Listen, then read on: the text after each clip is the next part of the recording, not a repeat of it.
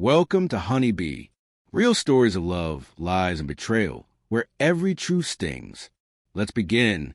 You don't get married expecting to spend every night lying awake, replaying every little inconsistency in your partner's words. But that became my reality. The warning signs that my wife, Cara, was cheating weren't small. She always had somewhere to be.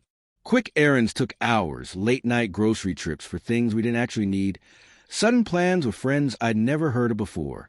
And every time I asked, she had an answer, calm, reasonable, convincing. But I learned the truth isn't in what someone says. It's hidden in what they never say.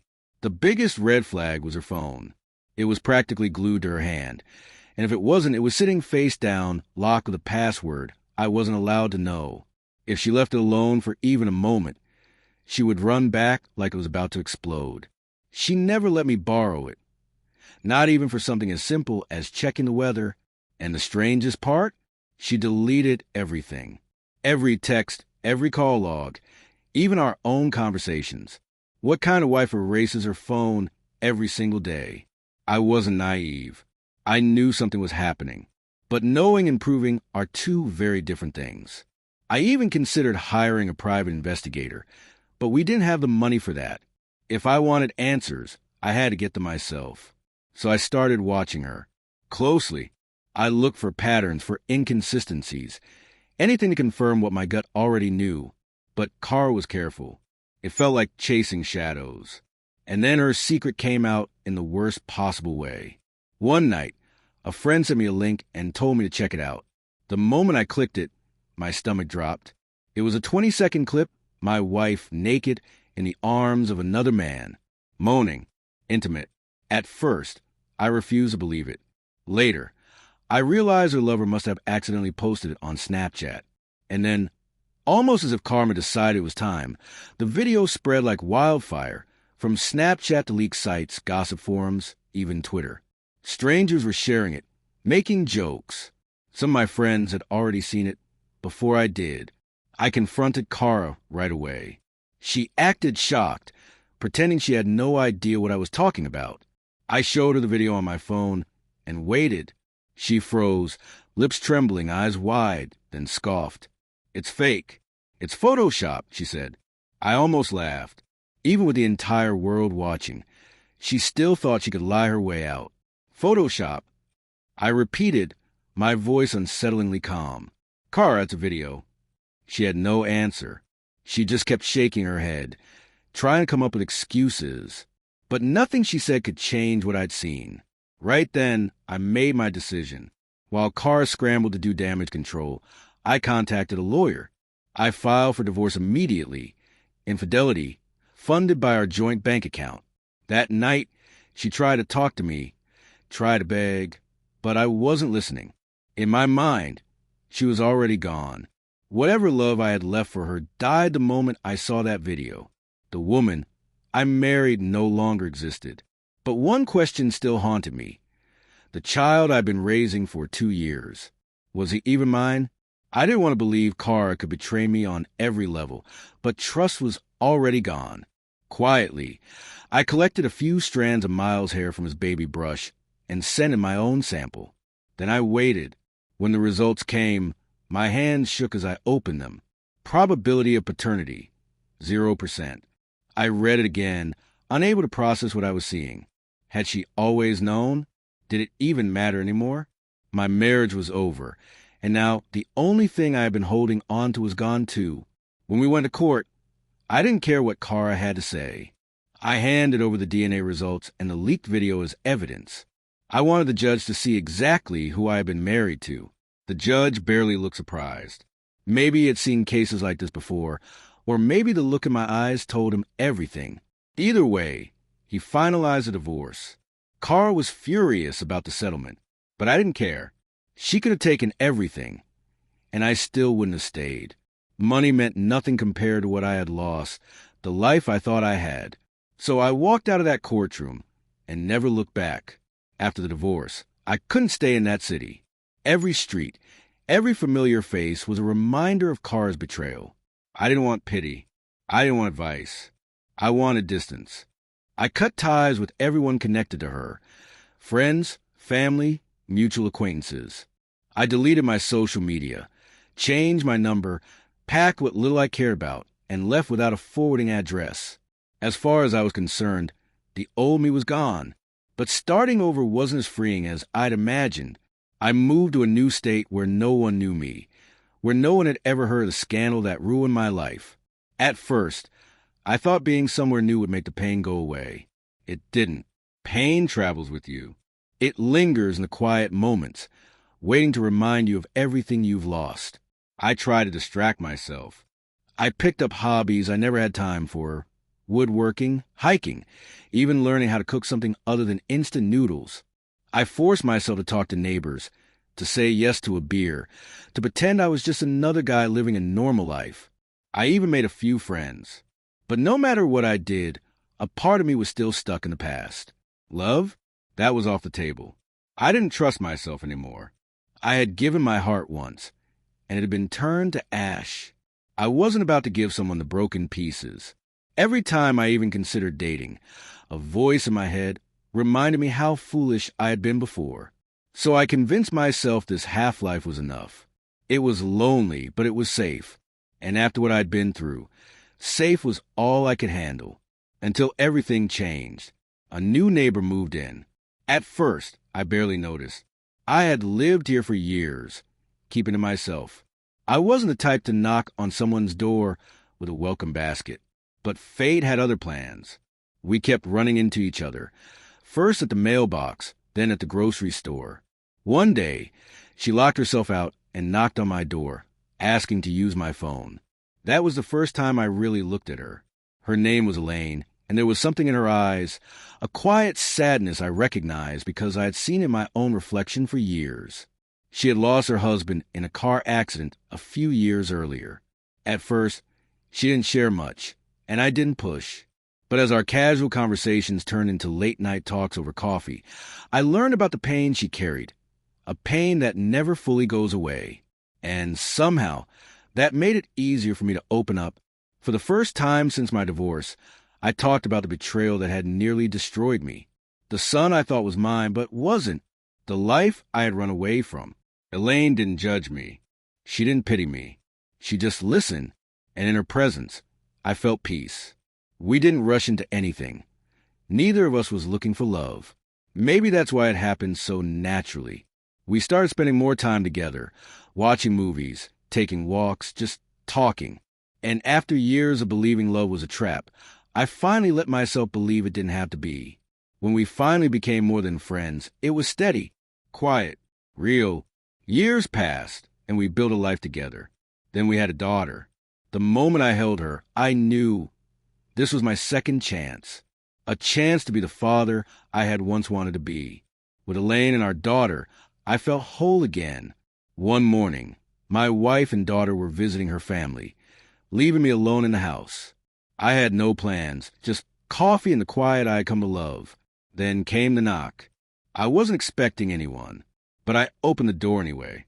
Standing there was a young man, no older than 20, his expression unreadable, his posture tense. But it wasn't that stopped me. It was his face.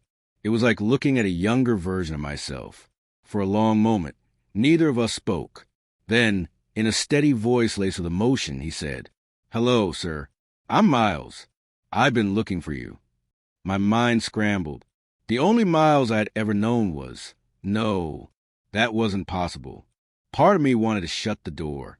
But something, curiosity, instinct, something deeper, made me step aside and let him in. I moved mechanically, pouring him a cup of coffee while my mind raced. "I've been looking for you for years," Miles said, gripping the mug like it was the only thing keeping him steady. "Every penny I earned, I put toward finding you." "Why?"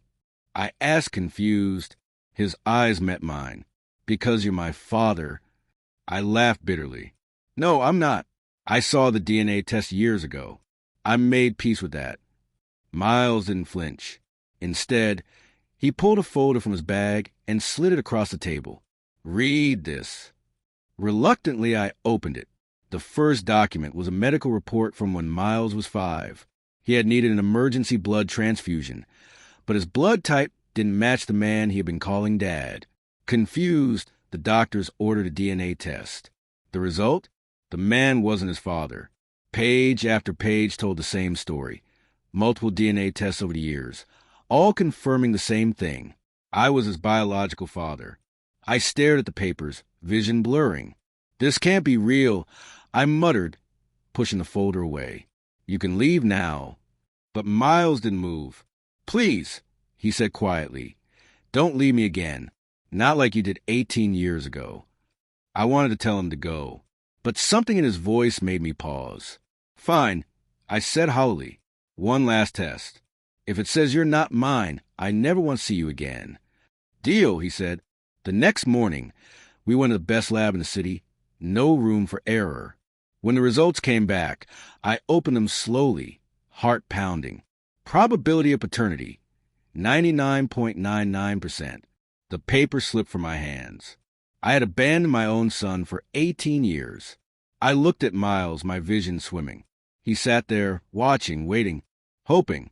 For the first time in almost 2 decades, my walls crumbled. The silence between us was crushing.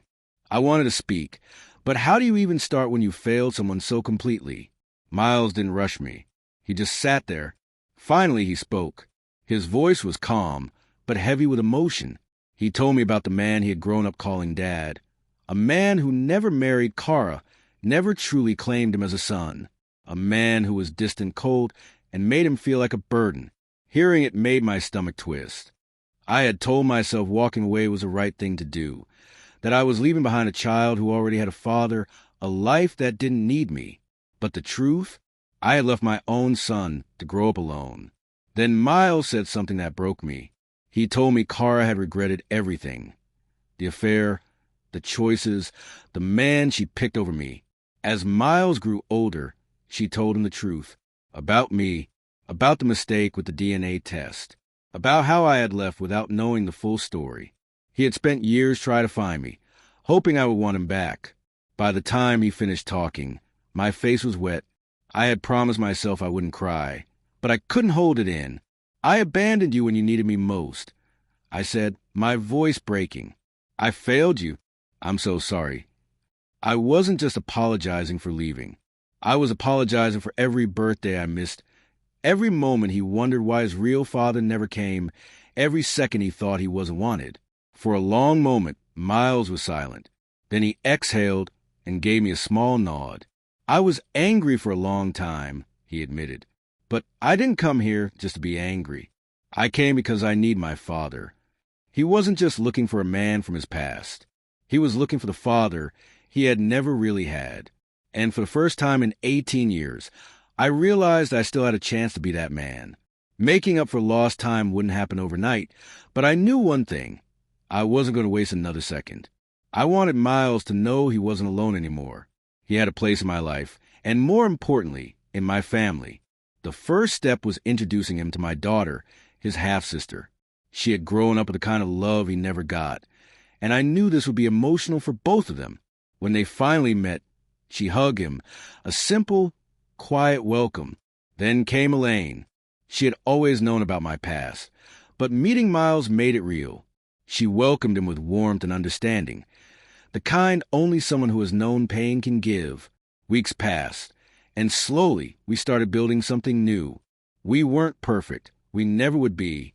The years we had lost couldn't be rewritten, but they didn't have to define us either. What mattered now was the future. And for the first time in years, I had hoped that we could build one together. I couldn't undo the past. I couldn't give Miles back the childhood he deserved. But I could give him this, a father who would never walk away again. Looking back, I see now how easily pain can control your decisions. When Kara betrayed me, I didn't just leave her, I left everything. Because I wanted nothing to do with the mess she had made. I thought running away would heal me, that cutting ties would erase the pain. But pain doesn't work that way. For 18 years, I convinced myself I had done the right thing.